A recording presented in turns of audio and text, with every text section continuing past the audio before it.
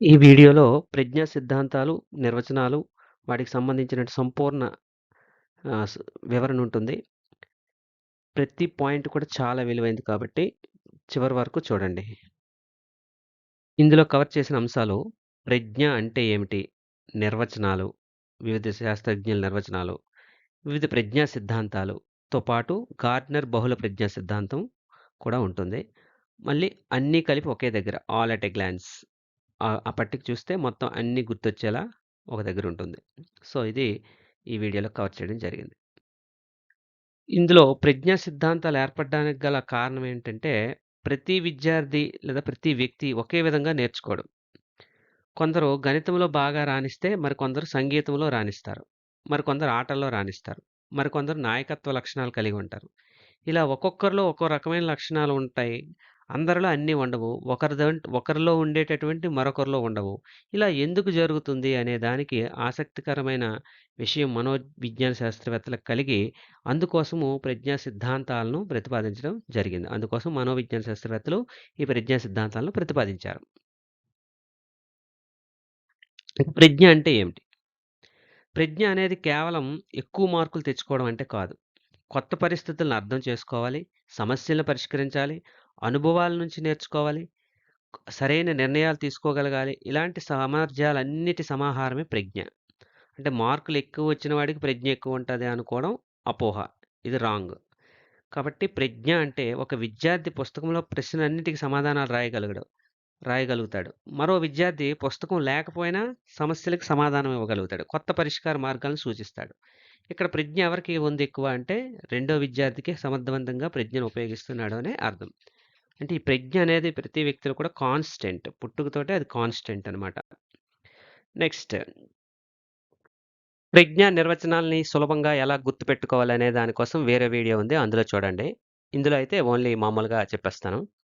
Alfred బీనే ఒక నిర్దిష్ట దిశలో ఆలోచనతో, ఆత్మవిమర్శతో సర్దుబాటు చేసుకోగలిగే శక్తియే ప్రజ్ఞ అంటాడు. ఒక నిర్దిష్ట దిశలో ఆలోచనతో, ఆత్మవిమర్శతో సర్దుబాటు చేసుకోవడం. ఇక స్పియర్‌మ్యాన్ ఏం చెప్తాడంటే, పరస్పర సంబంధాలు చూడగలిగే అంతర్గత శక్తియే ప్రజ్ఞ అంటాడు. పరస్పర స్పియర్‌మ్యాన్. ఇక వెస్లర్ ప్రజ్ఞ అంటే ఏంటంటే, ఇక్కడ లక్ష్యాత్మకంగా ప్రవర్తించడానికి, హేతుబద్ధంగా ఆలోచించడానికి, చుట్టూ ఉన్న పరిసరాలతో ఫలప్రదంగా మసలుకోవడానికి వ్యక్తికి అవసరమయ్యే సామర్థ్యం అని చెప్తాడు.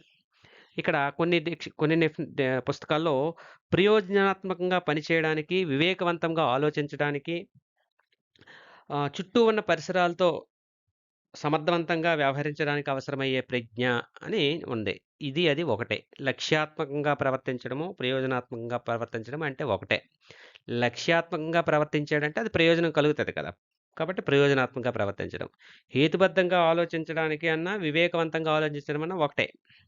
చుట్టూ ఉన్న పరిసరాలతో ఫలప్రదంగా మసలుకోవడమే అది అవసరమయ్యే సామర్థ్యమే ప్రజ్ఞ అని వెస్లర్ చెప్తాడు. ఇది అత్యంత ఆమోదయోగ్యమైనటువంటి నిర్వచనమని మన పుస్తకంలో ఉంది. స్టెర్న్ కొత్త సమస్యలు పరిస్థితులకు అనుగుణంగా పొందే సామాన్య మానసిక శక్తియే ప్రజ్ఞ అంటాడు స్టెర్న్. అయితే కొన్ని నిర్వచనాలను సర్దుబాటు ప్రజ్ఞ అని చెప్తాయి. కొన్ని నిర్వచనాలు అమూర్త చింతనా శక్తియే ప్రజ్ఞ అని చెప్తాయి. ఇక్కడ పై నిర్వచనాల్లో ఏముందో చూడండి. సర్దుబాటు నిర్వచనాలు ఇవన్నీ కూడా. ఇప్పుడు అమూర్త చింతనయే ప్రజ్ఞ అని చెప్పే కొన్ని నిర్వచనాలు చూద్దాం. తారండైక్ చెప్పినటువంటి ప్రజ్ఞలో రకాల్లో అమూర్త ప్రజ్ఞ అనేది ఉంది. కాబట్టి అమూర్త చింతనం అనేది తారండైక్ నిర్వచనం కింద కదా చెప్పొచ్చు. అలాగే వ్యక్తి గ్రాహ్యక శక్తి వ్యక్తపరిచే అతీత శక్తియే ప్రజ్ఞ అంటాడు గాల్టన్. వ్యక్తి గ్రాహ్యక శక్తి. ఆ గ్రాహ్యక శక్తి అమూర్త చింతనం. వ్యక్తపరిచే అతీత శక్తియే ప్రజ్ఞ. అమూర్త చింతనానికి కావాల్సిన సామర్థ్యమే ప్రజ్ఞ అంటాడు మెక్‌డూగల్. అమూర్త ఆలోచన శక్తియే ప్రజ్ఞ అంటాడు టెర్మన్. సో, ఇవన్నీ కూడా అమూర్త చింతనకి సంబంధించినటువంటి నిర్వచనాలు. ఇక్కడ ఒక కోడ్ ఉంది. ఇలా కావాలంటే కొంతమంది ఇలా గుర్తుపెట్టుకోవచ్చు. బినే జడ్జ్ చేయడము, అండర్‌స్టాండ్ చేయడము, రీజనింగ్. టెర్మన్ నిర్వచనం abstract thinking. Stern adjustment to new situations. Wechsler purposeful ప్రయోజనాత్మకంగా ఉండడం, rational thinking, effective environment. Thorndike correct response సరైన ప్రతిస్పందన రావడం. ఇలా ఈ నిర్వచనాలకి ఇందులో ఉన్నటువంటి వాటిని కోడ్‌లుగా ఉపయోగించుకోవచ్చు మీకు కావాలనుకుంటే. ఇది నిర్వచనాలు. ఈ నిర్వచనాలను అన్నిటిని క్రోడీకరించి ప్రజ్ఞ యొక్క లక్షణాలు గమనించినట్లయితే ప్రజ్ఞకు సమస్య పరిష్కార గుణం ఉంటుంది. తార్కిక ఆలోచనా శక్తి ఉంటుంది. సృజనాత్మకత, నేర్చుకునే సామర్థ్యం ఉంటుంది. నిర్ణయం తీసుకునే లక్షణం ఉంటుంది. పర్యావరణానికి అనుకూలంగా అంటే పరిసరాలకు అనుకూలంగా ఉండేటటువంటి లక్షణం ఉంటుంది. ఈ లక్షణాలన్నీ కూడా ప్రజ్ఞకుండే లక్షణాలుగా చెప్పవచ్చు. మొత్తం మనకి ప్రజ్ఞా సిద్ధాంతాలన్నిటిని ఒకసారి చూసుకున్నట్లయితే పీనే ఏకకారక సిద్ధాంతం సింగిల్ ఫ్యాక్టర్ థియరీ, స్పియర్మన్ ద్వికారక సిద్ధాంతం two factor theory, Thorndike multi factor theory బహుకారక సిద్ధాంతం, థర్స్టన్ గ్రూప్ ఫ్యాక్టర్ థియరీ సామూహికారక సిద్ధాంతం. ఇవి ప్రధానంగా 4. ఇంకా అది కాకుండా గిల్ఫర్డ్ స్ట్రక్చర్ ఆఫ్ ఇంటెలిజెన్స్ అనేది ఒకటి ఉంది. ఇవన్నీ కూడా ప్రజ్ఞా సిద్ధాంతాలు. ఇక్కడ ఇది ప్రజ్ఞా కారక సిద్ధాంతం, బహుకారక సిద్ధాంతము, బహుళ కారక సిద్ధాంతము అనేది తారండైక్ది. ఇక్కడ గుర్తుపెట్టుకోవాలి. బహుళ ప్రజ్ఞా సిద్ధాంతం అనేది గార్డ్నర్ది. ఇక్కడ ఎక్కువ మంది అభ్యర్థులు తప్పు పెట్టే అవకాశం ఉంటుంది. బహుళ intelligence multiple intelligence theory Gardner, multi factor theory Thorndike. అంటే బహుళ కారక ప్రజ్ఞా సిద్ధాంతం ఎవరిది అంటే తారండైక్ అని రాయాలి. బహుళ ప్రజ్ఞా సిద్ధాంతం ఎవరిది అంటే గార్డినర్ అని రాయాలి. అందుకే ఇవన్నిటిని ఒకే దగ్గర ఇచ్చాను. ఇలా ఇవ్వడం వల్ల మనకు కన్ఫ్యూజన్ అంటే దాన్ని పోగొట్టుకొని కరెక్ట్గా ఆన్సర్ చేయగలుగుతాం. ఇక ఇవి కాకుండా అదర్ సిద్ధాంతాలు ఉన్నాయి. మనకి ఇవేవి టెక్స్ట్ బుక్లో లేవు కాబట్టి విడిచిపెట్టేద్దాం. మనకున్నవి మాత్రమే డిస్కస్ చేద్దాం. ఫస్ట్ది ఏకకారక సిద్ధాంతము బీనే. ప్రజ్ఞ అనేది ఒకే సామర్థ్యం అని బీనే భావించాడు. అది అన్ని పనులను ప్రభావితం చేస్తుందని నమ్ముతాడు. బీనేతో పాటు మిగిలినటువంటి లూయిస్ స్టెర్మన్, విలియం స్టెర్న్ కూడా దీన్ని బలపరిచారు. స్టెర్ను ఈ ఏకకారక సిద్ధాంతాన్ని బలపరిచారు. కొన్ని సిద్ధాంతాల్లో టెర్మన్ ప్రతిపాదించాడని ఉంది, కానీ బీనే ప్రతిపాదించాడు. వీళ్ళిద్దరూ బలపరిచారు. ఇక ప్రజ్ఞ అనేది ఒకే ఒక సామర్థ్యంతో సంభవిస్తుంది అనేది వీళ్ళ ప్రధానమైనటువంటి విశ్వాసం. అంటే ఉదాహరణకి ఒక విద్యార్థి గణితంలో రాణిస్తే ఆడన్నిట్లో కూడా రాణించేస్తాడు అని నమ్మేస్తారు వీళ్ళు. అంటే ఒక రంగంలో రాణిస్తే అన్ని రంగాల్లో రాణిస్తారు. ఉదాహరణకి సంగీతంలో రాణిస్తే వీడు మిగతా రంగాల్లో కూడా రాణిస్తాడు అని నమ్ముతారు. అలాంటి సిద్ధాంతమే ఏకకారక సిద్ధాంతం. దీన్ని తర్వాత వచ్చినటువంటి మనోవిజ్ఞానవేత్తలందరూ కూడా ఖండించారు. అలా జరగదు అని. దీనికి లిమిటేషన్ ఏంటంటే వాస్తవానికి అన్ని రంగాల్లో ఒకే వ్యక్తి సమానంగా రాణించడు. ఇది అందరికీ తెలిసిన విషయం. ఉదాహరణకి చాలా మందిని గమనించవచ్చు. ఉదాహరణకి ఎస్పి బాలసుబ్రహ్మణ్యం గారు బాగా పాటలు పాడగలరు. అంత మాత్రం చేత ఆయన చెస్ ఆడలేడు కదా.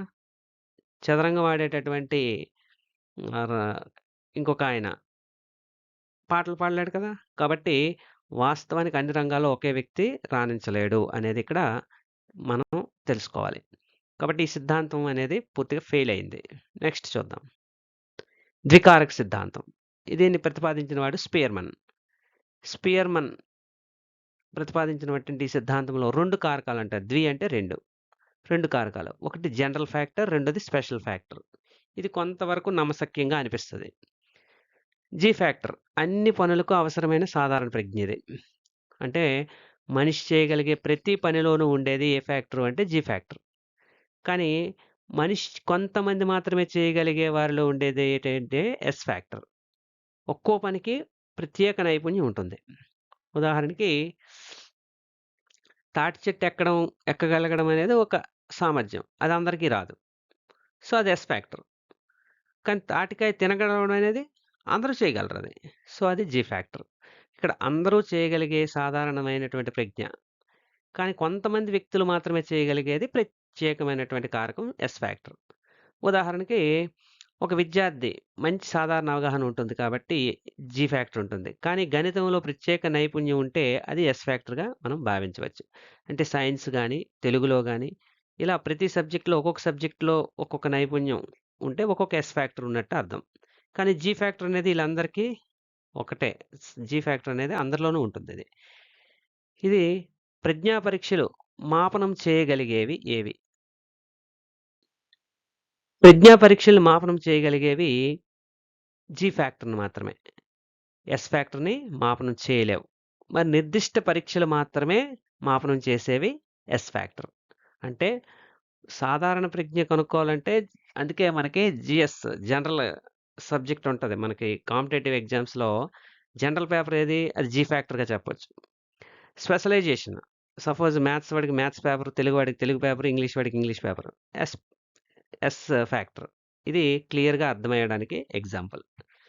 నెక్స్ట్ ఇక్కడ స్పియర్‌మెన్ తాలూకా సిద్ధాంతం ఎలా పనిచేస్తుందో చూద్దాం. జీ ఫ్యాక్టర్ ప్రతి రంగంలోనూ ఉంటుంది. ఎస్ ఫ్యాక్టర్ అదనంగా ప్రతి రంగానికి ఒక ప్రత్యేకమైన ఎస్ ఉంటుంది. ఉదాహరణకి మ్యాథ్స్‌లో ఎస్ ఫ్యాక్టర్, సైన్స్‌లో ఒక ఎస్ ఫ్యాక్టర్, లాంగ్వేజ్‌లో ఉంటే లాంగ్వేజ్ ఎస్ ఫ్యాక్టర్, మ్యూజిక్‌లో ఉంటే మ్యూజిక్ ఒక ఎస్ ఫ్యాక్టర్ ఇలా. ఇక ప్రతి రంగంలో జీ పనిచేస్తుంది. అదనంగా ప్రతి రంగానికి ఒక ప్రత్యేక ఎస్ ఉంటుంది అనేది స్పియర్‌మన్ చెప్పినటువంటి ద్వికారక సిద్ధాంతం. థార్న్డైక్ బహుళ కారక ప్రజ్ఞా సిద్ధాంతము అనేది ఒకటుంది. అక్కడ ఇంకొక సిద్ధాంతం బహుళ ప్రజ్ఞా సిద్ధాంతం వేరు. అది గార్డ్నర్‌ది. ఇక్కడ ఇది బహుళ కారక ప్రజ్ఞా సిద్ధాంతం ఇది. ఆ 2 తేడాల్ని గమనించండి. నెక్స్ట్ థార్న్డైక్ ఈ బహుళ కారక ప్రజ్ఞా సిద్ధాంతాన్ని ప్రతిపాదించడంలో అభ్యసనము ప్రజ్ఞపై విస్తృతమైన పరిశోధనలు చేసి ఈ ప్రజ్ఞ గురించి చెప్పడం జరిగింది. అందుకే ఇతన్ని ఫాదర్ ఆఫ్ యానిమల్ సైకాలజీ అని కూడా పిలుస్తారు. Father of animal psychology. ఇతను రాసినటువంటి ప్రధానమైన గ్రంథంలో 'మెజర్‌మెంట్స్ ఆఫ్ ఇంటెలిజెన్స్' అనే గ్రంథాన్ని ఈయన రాయడం జరిగింది. అలాగే ఈయన ఈ సిద్ధాంతంలో 3 ప్రజ్ఞలుంటాయని చెప్పాడు. అబ్స్ట్రాక్ట్ ప్రజ్ఞ, మెకానికల్ ప్రజ్ఞ, సోషల్ ప్రజ్ఞ. అమూర్త ప్రజ్ఞ, యాంత్రిక ప్రజ్ఞ, సాంఘిక ప్రజ్ఞ. అమూర్త ప్రజ్ఞ అంటే భావాలు, పదాలు ఏదైనా ఒక పదం చెప్పగానే దానికి సంబంధించిన ఆలోచన మన బుర్రలోకి రావడం. అదే అమూర్త ప్రజ్ఞ. యాంత్రిక ప్రజ్ఞ చలన కౌశలాలు, ఆటలు, క్రీడలు, కదలికలతో చేసేయగలిగినవి, మెకానికల్‌గా చేయగలిగేవన్నీ కూడా యాంత్రిక ప్రజ్ఞ. సాంఘిక ప్రజ్ఞ అనేటి ఏంటంటే సోషల్. సమాజంలో కలవడం, సమాజంలో ఇతర వ్యక్తులతో మాట్లాడగలగడం, ఇతరులు చెప్పింది యాక్సెప్ట్ చేయగలగడం, సర్దుబాటు చేసుకోవడం, సమాజంలో జరిగేవన్నీ కూడా సాంఘిక ప్రజ్ఞ. ఇక ఉదాహరణ చూసుకున్నట్టయితే గణితంలో బాగా ఉండే వ్యక్తి నాయకత్వంలో బలహీనంగా ఉండవచ్చు. ఇక్కడ థారండైక్ చెప్పిన సిద్ధాంతానికి ఎగ్జాంపుల్ గణితంలో ఉండే వ్యక్తి నాయకత్వంలో బలహీనంగా ఉంటాడు. కాబట్టి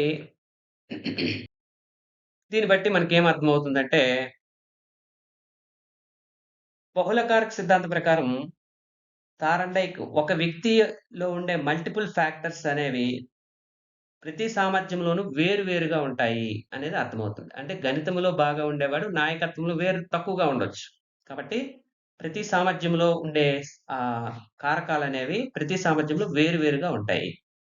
ఈ కారకాలన్నీ కూడా వేటికవి స్వతంత్రంగా పనిచేస్తుంటాయి. అందుకే ఏ సామర్థ్యంలో కూడా మరో సామర్థ్యంతో సమానంగా ఉండదు.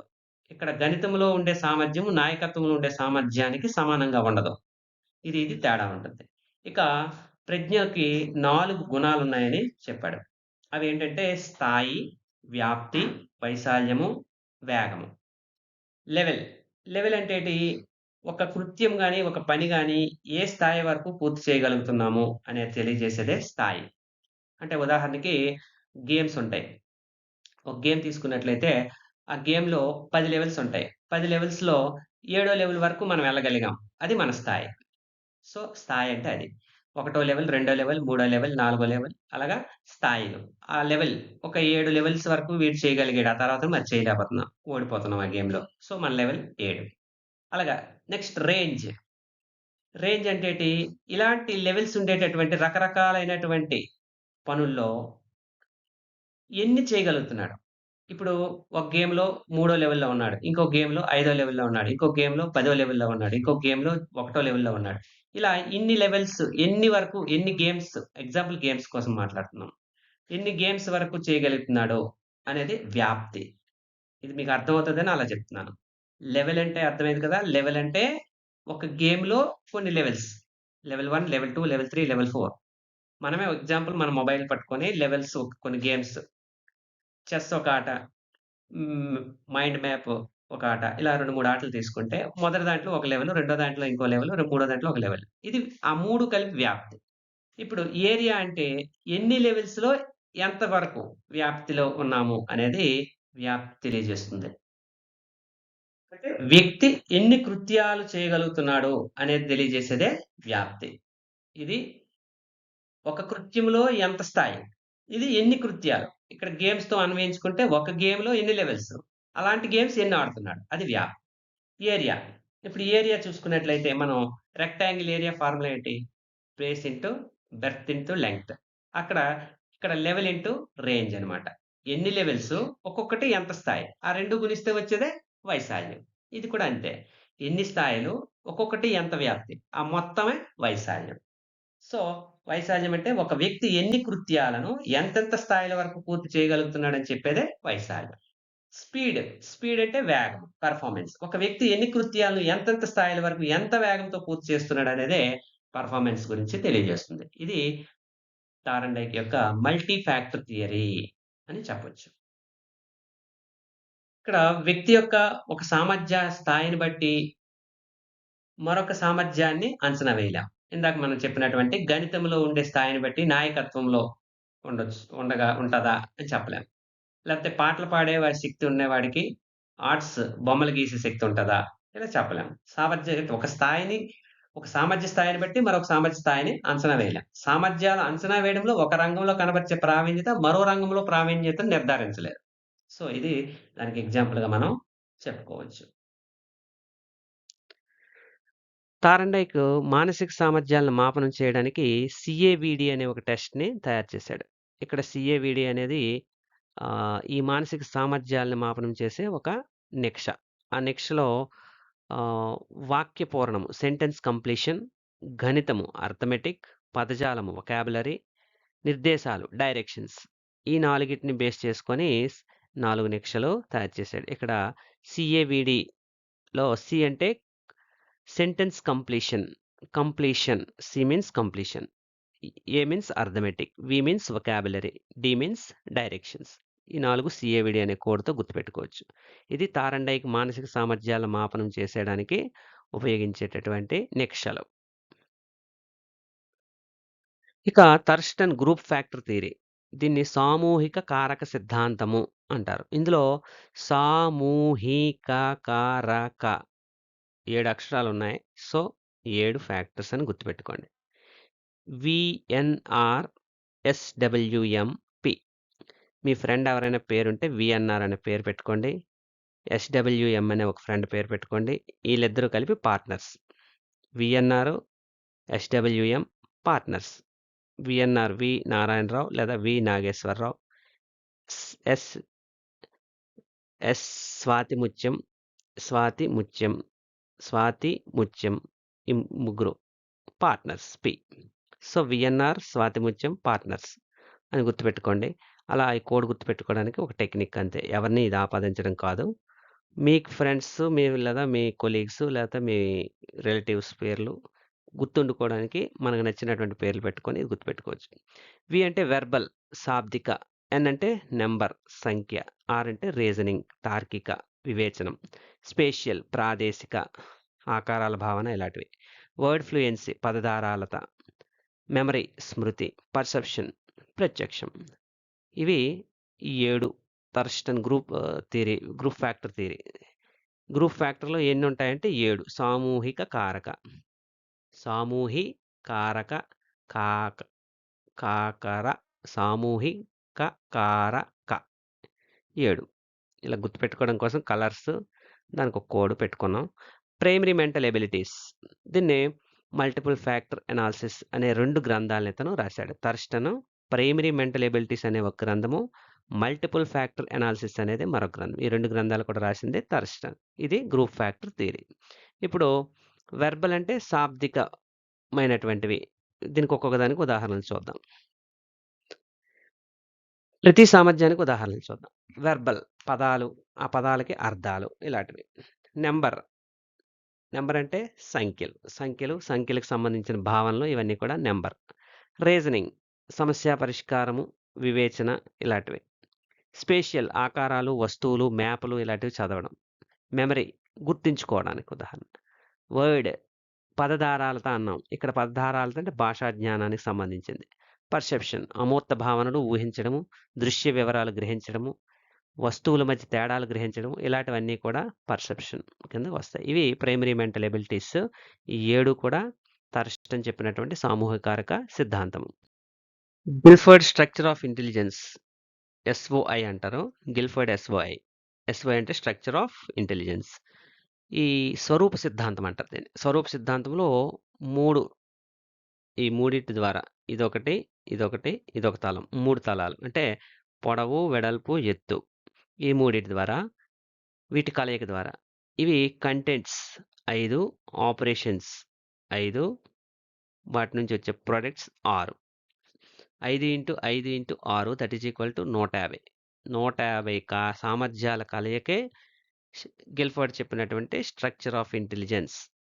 ఇక్కడ ఇవి 5 భాగాలు, ఇవి 5 భాగాలు, ఇవి 6 భాగాలు చేస్తే టోటల్‌గా ఈ క్యూబాయిడ్‌లో 150 భాగాలు ఏర్పడతాయి. ఆ 150 సామర్థ్యాల కలయికే మనిషి యొక్క ప్రజ్ఞ అని గిల్ఫర్డ్ సిద్ధాంతీకరించాడు. ఆ తర్వాత 180 అని చెప్పాడు. కానీ ఎక్కడ మనకి 150 అనే ఉంది మన పుస్తకాల్లో. కాబట్టి 150 కరెక్ట్. ఇతను ఇది చేయడానికి అంశ విశ్లేషణ అనే పద్ధతిని ఎంచుకున్నాడు. ఎస్ఓఐ డయాగ్రామ్. ఇందులో ఆపరేషన్స్ ఎన్ని ఉన్నాయని చెప్పాం? 5, కంటెంట్స్ 5, ప్రొడక్ట్స్ 6. ఈ 3 కలిస్తే ప్రతి వ్యక్తి ప్రత్యేకమైనటువంటి ప్రజ్ఞా నిర్మాణం ఏర్పడుతుంది అని గిల్ఫర్డ్ సిద్ధాంతీకరించాడు. ఇప్పుడు ఒక్కొక్క దాని గురించి నేర్చుకుందాం. గిల్ఫర్డ్ ప్రజ్ఞా స్వరూప సిద్ధాంతంలో ఈ థియరీని జేపీ గిల్ఫర్డ్ అని ఆయన చెప్పాడు. ఇతని ప్రకారం ప్రజ్ఞ అనేది ఒకే ఒక సామర్థ్యం కాదు, అనేక మానసిక సామర్థ్యాల సమ్మేళనం ద్వారా ఏర్పడుతుంది అని చెప్పాడు. ప్రజ్ఞను ఒక పరీక్షతో లేదా ఒక స్కోర్తో కొలవలేమని ఈయన భావించాడు. అందుకే స్ట్రక్చర్ ఆఫ్ ఇంటెలిజెన్స్ని 3 భాగాలుగా విడదీశాడు. Operations, contents, products. ఈ ఆపరేషన్స్ని ఈ కంటెంట్స్ మధ్య ఉపయోగిస్తే వచ్చేటటువంటి అవుట్పుట్టే ప్రొడక్ట్. అలా వివరించాడు. దీని గురించి ఇప్పుడు వివరంగా తెలుసుకుందాం. అతను ప్రజ్ఞను త్రిమితీయ నమూనా 3 డైమెన్షనల్ రూపంలో వివరించారు. ఇక్కడ 3 డైమెన్షన్ 3 ప్రధాన పరిమాణాలు. ఒకటి ఆపరేషన్స్ 5, కంటెంట్స్ 5, వచ్చే ప్రొడక్ట్స్ 6. ఈ మూడిటి కలయికే ప్రజ్ఞను నిర్ణయిస్తాయి అని చెప్తాడు. కంటెంట్స్ విషయాలకు సంబంధించి మెదడు ప్రాసెస్ చేసే సమాచారం ఏ రకానికి చెందింది అని తెలియజేసేదే కంటెంట్. నాన్ వెర్బల్ చిత్రాత్మకమైనదా, చిత్రాల, ఆకారాల, దృశ్యాల ఇలాంటివి. ఉదాహరణకి మ్యాప్ చదవడం. వెర్బల్ ప్రతీకాత్మక చిహ్నాలు అంటే సంఖ్యల చిహ్నాల, అక్షరాల ఇలాంటి ఏ చిహ్నం అనేది వెర్బల్. ఇది గణిత సమీకరణాలు. ఉదాహరణకి గణిత సమీకరణాలు, గణిత సింబల్స్, సైన్స్ సింబల్స్ ఇలాంటివి. అర్థవంతమైన సమాచారం పదాలు, భాష, భావాలు. ఉదాహరణకి కథ చదివి అర్థం చేసుకోగలగడం సెమాంటిక్. ఇవన్నీ కూడా కంటెంట్స్. బిహేవియర్ ప్రవర్తనా సమాచారం, వ్యక్తుల ప్రవర్తన, భావోద్వేగాలు. ఒకరి తాలూకా ముఖ కవలికలను బట్టి వారి భావాన్ని గుర్తించగలగడం. వాళ్ళ feelings face is the index of mind అంటాం కదా, ఆ ఫేస్ ఫీలింగ్స్ని బట్టి చెప్పగలగడం. ధ్వనులు, శబ్దాలను బట్టి గ్రహించగలగడం. ఇవి కంటెంట్స్. ఆపరేషన్స్ చూద్దాం. ఆపరేషన్స్ అంటే మానసిక ప్రక్రియలు. ఇది మెదడు సమాచారాన్ని ఎలా ప్రాసెస్ చేస్తుందో తెలియజేస్తుంది. అంటే మనం మ్యాథమెటిక్స్ రూపంలో తీసుకున్నట్లయితే మొదట చెప్పింది 2 సంఖ్యలు అనుకుంటే, 2 కంటెంట్స్ అనుకుంటే, మధ్యలో ఆపరేషన్స్ అనేవి plus, minus, into, divided by ఎలాగో ఇవి ఆపరేషన్స్. ఇవి అలా పనిచేస్తాయి. అంటే కంటెంట్స్ 2 ఇంటూ 3 అనేది కంటెంట్ అనుకుంటే, 2, 3 కంటెంట్ అయితే ఇంటూ అనేది ఆపరేషన్. అప్పుడు 2, 3, 6 అనేది ప్రొడక్ట్ నెక్స్ట్ వచ్చేది. సో ఇక్కడ ఆపరేషన్స్ ఏంటంటే కాగ్నిషన్, సంజ్ఞానము లేదా జ్ఞానము, సమాచారాన్ని గుర్తించడము, అర్థం చేసుకోవడం. ఉదాహరణకి ఒక కొత్త పాఠాన్ని చదివి దాని భావాన్ని గ్రహించగలగడం. అంటే ఇక్కడ గ్రహించడము, సంజ్ఞానాత్మక భావాన్ని గ్రహించడము ఆపరేషన్. మెమరీ గుర్తుపెట్టుకోవడం, నేర్చుకున్న విషయాన్ని గుర్తుంచుకోవడం, సూత్రాలు, తేదీలు గుర్తుపెట్టుకోవడం. అంటే మనం కంటెంట్ మన బుర్రలోకి వచ్చింది, దాన్ని ఏదో ఒక ఆపరేషన్ చేయాలి. గుర్తుంచుకుంటామా, దాన్ని అప్లై చేస్తామా, లేదా విభిన్న ఆలోచన, ఒక సమస్యని అనేక పరిష్కారాలు ఆలోచించడం. దీన్నే క్రియేటివిటీ అంటాం. క్రియేటివ్గా ఆలోచించడం. ప్లాస్టిక్ వినియోగం తగ్గించడానికి ఒక 5 మార్గాలు చెప్పండి అన్నప్పుడు విభిన్నంగా ఆలోచించగలగడం. సో మనకిచ్చినటువంటి కంటెంట్తో ఏదో ఒక ఆపరేషన్ చేయాలి. ఆపరేషన్ చేసినప్పుడు వచ్చేటటువంటి అవుట్పుట్ అనేది నెక్స్ట్ ప్రొడక్ట్స్లోకి వస్తుంది. కన్వర్జెంట్ థింకింగ్ సమైక్య ఆలోచన, అనేక అవకాశాల నుంచి ఒక సరైన సమాధానాన్ని ఎంచుకోవడం. ఉదాహరణకి ఎంసీక్యూస్ మల్టిపుల్ చాయిస్ క్వెషన్‌లో ఏదైనా ఒక సమాధానాన్ని ఎంచుకోగలడు. సమైక్య ఆలోచన. అలా కాకుండా ఎస్ఏ రూప్ క్వెషన్ ఇచ్చేటప్పుడు విభిన్నంగా రాస్తే అది విభిన్నమైన ఆన్సర్స్ రాయగలిగితే అది డైవర్జెంట్ థింకింగ్. అది విభిన్న ఆలోచన. సృజనాత్మకత. Finally evaluation. ఏది సరైంది, ఏది తప్పు, ఏది ఒప్పు అని నిర్ణయించడం. 2 వ్యాసాల్లో పోల్చి ఏది ఉత్తమమో చెప్పడం. ఇవి ఎవాల్యుయేషన్. ఇవన్నీ కూడా ఆపరేషన్స్. ఈ ఆపరేషన్స్ వాడి ఫైనల్‌గా అవుట్‌పుట్ మనం తీసుకొనొస్తాం. ఫలితాలు. సమాచారాన్ని ప్రాసెస్ చేసిన తర్వాత ఏర్పడే మానసిక ఫలితాలు. ఇవి ప్రొడక్ట్స్. అందులో యూనిట్స్. ఉదాహరణకి ఒక్కో సమాచారం. ఉదాహరణ ఒక పదం. మనం ప్రాసెస్ చేసిన తర్వాత ఆ అనే ఒక సింబల్‌ని, మ, అమ్మ, మ్మ అనే సింబల్‌ని ఈ రెండిటిని కలిపి ఒక పదంగా ఏర్పరచడం. అదొక యూనిట్. అలా ఒక పదము లేదంటే క్లాసెస్ సమాన లక్షణాలు ఉన్నటువంటి వాటిని వర్గీకరించడం. జంతువులను క్షీరదాలని, పక్షుల్ని ఎగిరేవన్నీ పక్షులని ఇలా విభజించడం. క్లాసెస్‌గా విభజించడం. సో, అవుట్‌పుట్స్ ఇవి. మనం కంటెంట్‌ని ఆపరేషన్స్‌తో చేస్తే వచ్చేటటువంటి ఫలితమే అవుట్‌పుట్.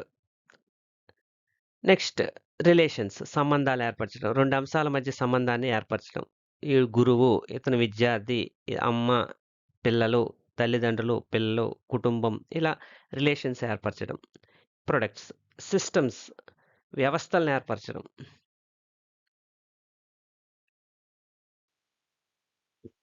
అనేక అంశాలు కలిపి ఏర్పడిన ఒక వ్యవస్థ. ఉదాహరణకి సౌర కుటుంబం ఒక వ్యవస్థ. వ్యవస్థల్ని ఏర్పరచడం. ఇక ఐదోది ట్రాన్స్‌ఫర్మేషన్స్ మార్పులు అంటే రూపాంతరాలు. ఒక సమాచారాన్ని మరో రూపంలోకి మార్చడం. ఉదాహరణకి గద్యాన్ని పద్యంగా మార్చడం. ఫైనల్లీ సిక్స్త్ వన్ ఇంప్లికేషన్స్ అంతర్భావాలు, పరిణామాలు ఎలాగుంటాయి? భవిష్యత్ ఫలితాలను ఊహించడం. ఉదాహరణకు వర్షం పడితే ఏమవుతుంది అని చెప్పడం. మొక్కలు పుడతాయి, గడ్డి పెరుగుతుంది. ఇట్లాగా ఇంప్లికేషన్ భవిష్యత్ పరిణామాల్ని ఊహించడం. ఇది మొత్తంకి ప్రొడక్ట్స్.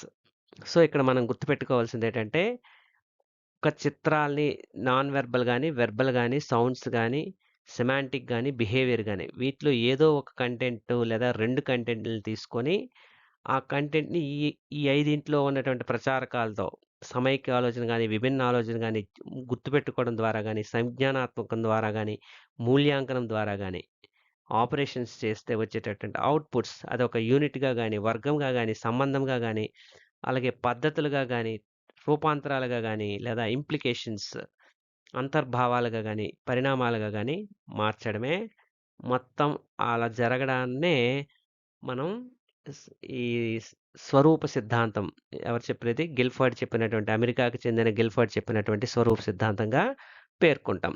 ఇది ఇతను చెప్పినటువంటి అంశం. ఇక్కడ గిల్ఫర్డ్ సృజనాత్మక సంబంధించి ఒక మంచి నిర్వచనం కూడా ఇచ్చాడు. విభిన్న ఆలోచనే సృజనాత్మకత అని చెప్పినవాడు కూడా గిల్ఫర్డే. ఈ సందర్భంగా ప్రజ్ఞా స్వరూప సిద్ధాంతంలోనే సృజనాత్మకత నిర్వచనం కూడా నేర్చుకుంటే మనకి గుర్తుండిపోతుంది. విభిన్న ఆలోచన సృజనాత్మకత అని చెప్పాడు గిల్ఫర్డ్. ఎందుకంటే మనకు ఆపరేషన్స్‌లో విభిన్న ఆలోచన అనేది వచ్చింది కాబట్టి, విభిన్న ఆలోచన గురించి చెప్పినవాడు గిల్ఫర్డ్. నెక్స్ట్ గిల్ఫర్డ్ స్వరూప నమూనా సిద్ధాంతం ఎలా పనిచేస్తుందో ఒక ఉదాహరణ ద్వారా చూద్దాం. చెట్లు వలన మనకు కలిగే ప్రయోజనాలు ఏమిటి చెప్పండి అని ప్రశ్నించారనుకుందాం. ఇందులో మనం వాడేటటువంటి గిల్ఫర్డ్ నమూనాలోని ఆపరేషన్స్, కంటెంట్స్, ప్రొడక్ట్స్ చూద్దాం. కంటెంట్ ఏం వాడాడు? మాటలు. కొన్ని మాటలు. చెట్లు వలన మనకు కలిగే ప్రయోజనాలు చెప్పండి. లేదా ఆ శబ్దాలు. వీటిని వాడాం. లేదా చిహ్నాలు. ఏదైనా అనుకోవచ్చు. చూస్తే చిహ్నాలు. ఎవరైనా చెప్తే వింటే అది శబ్దాలు. చిత్రం రూపంలో చూపించి అడిగితే చిత్రాలు. ఇలా కంటెంట్. ఇక్కడ ఆపరేషన్ డైవర్జెంట్ థింకింగ్. చెట్ల వలన ఏమేమి మనకు ఉపయోగాలుగుతాయని రకరకాలుగా ఆలోచనలు చేస్తాం. ఇప్పుడు ఆలోచన వచ్చిన తర్వాత ఫలితం అవుట్‌పుట్ ఏమొస్తుంది? చెట్ల వలన కాయలు కాస్తాయి, పళ్ళు కాస్తాయి, చెట్లు మనకు కలపనిస్తాయి, చెట్లు మనకు గాలినిస్తాయి, చెట్ల వలన వర్షాలు కురుస్తుంది.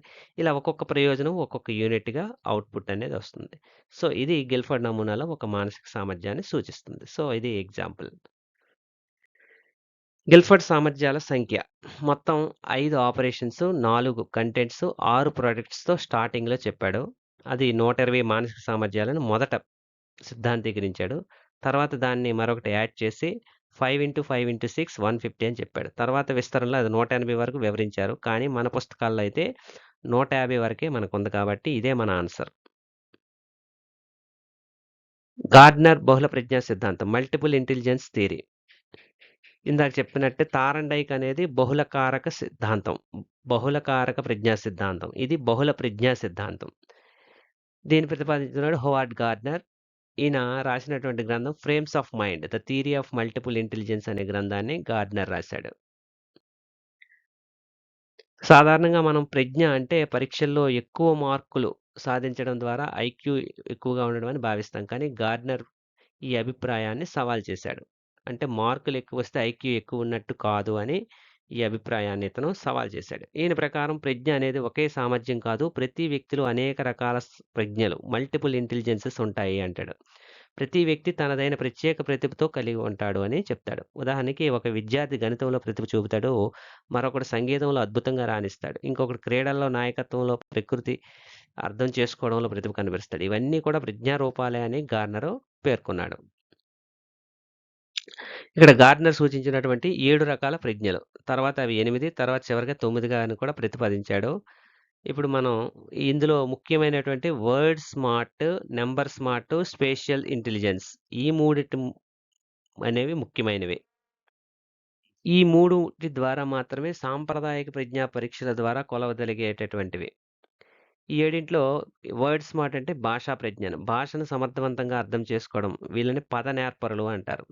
నంబర్ స్మార్ట్, తార్కికంగా ఆలోచించడం, గణిత సంఖ్యల భావన కలిగి ఉండడం, ఇవి తర్కము, విశ్లేషణ, సంఖ్యలతో పనిచేయగలగడం, వీళ్ళని సంఖ్యా నేర్పరులు అంటారు, మ్యాథమెటీషియన్స్. ఇక స్పేషియల్ ఇంటెలిజెన్స్, స్థల దృశ్య ప్రజ్ఞ, చిత్రాలు, ఆకారాలు, స్థలాలను ఊహించే సామర్థ్యం కలిగిన వాళ్ళని చిత్రనేర్పరులు అంటారు.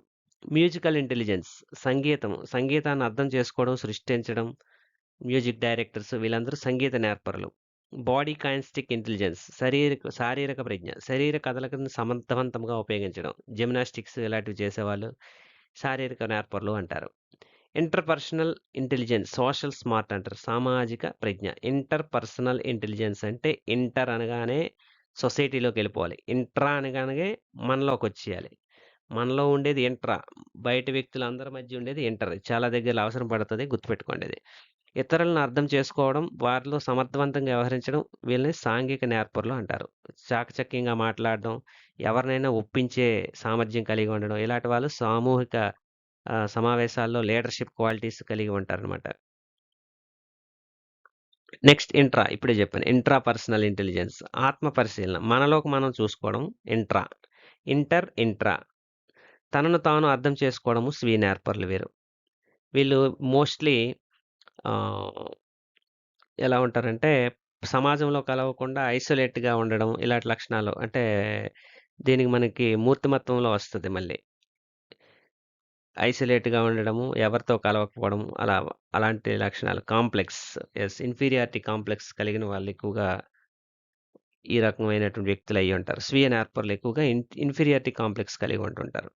ఇక న్యాచురలిస్టిక్ ఇంటెలిజెన్స్, ప్రకృతిని గమనించడం, వర్గీకరించడం, ప్రకృతికి సంబంధించినటువంటి కవితలు రాయడం, ఇలాంటి లక్షణాలన్నీ కలిగి ఉండేవాళ్ళు ప్రకృతి నేర్పరులు అని అంటారు. ఇది గార్డ్నర్ బహుళ ప్రజ్ఞా సిద్ధాంతం.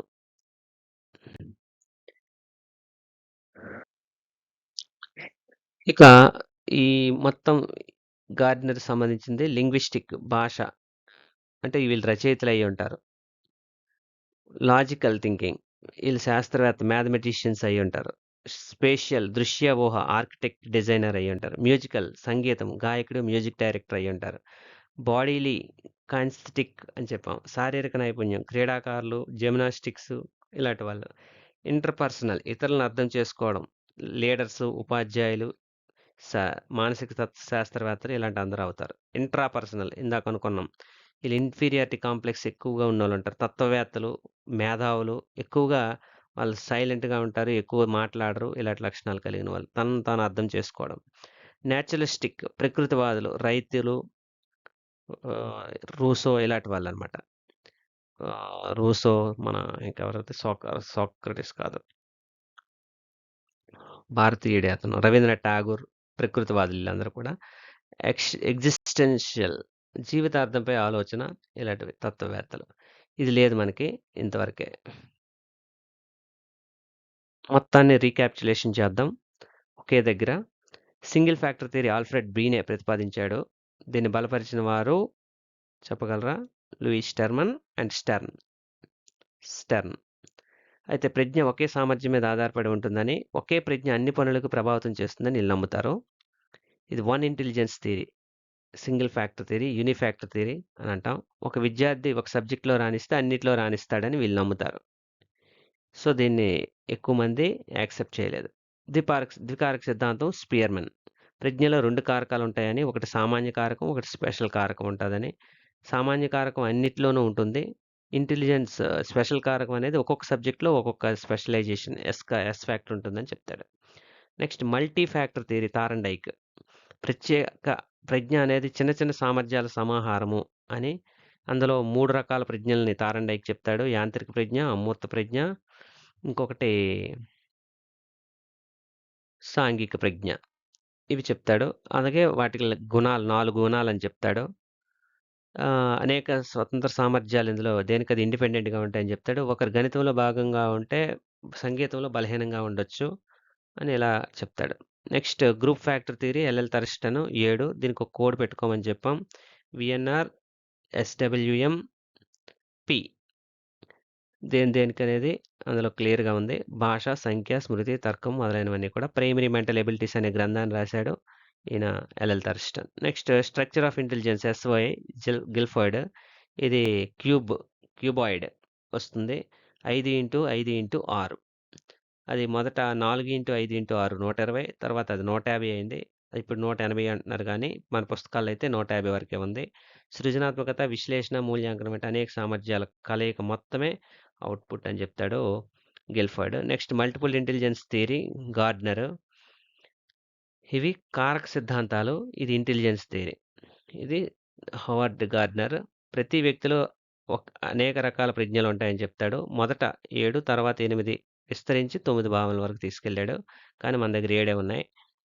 8 ఉన్నాయి. మల్టిపుల్ ఇంటెలిజెన్సెస్ సంగీతము, భాష, గణితము, ప్రకృతి, క్రీడలు వంటి విభిన్న ప్రతిభలు ఇందులో కలిగి ఉంటాయని ఎగ్జాంపుల్స్ చెప్పడం జరిగింది. సో, దిస్ ఈస్ మల్టిపుల్ ప్రజ్ఞా సిద్ధాంతాలు. Thanks for watching this video. Please like, share, subscribe my channel and encourage me. Thank you.